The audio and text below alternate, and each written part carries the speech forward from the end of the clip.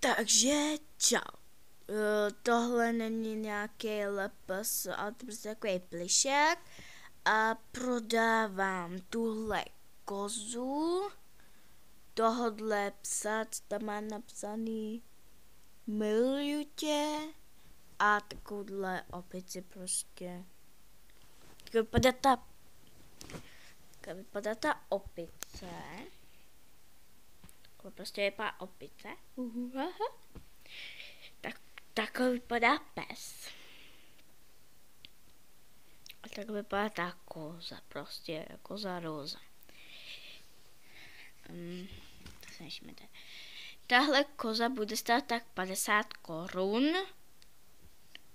Tenhle ten pes 30 korun. A tahle opice 60 korun. Takže já vám to napíšu do popisku videa. Čau, čau!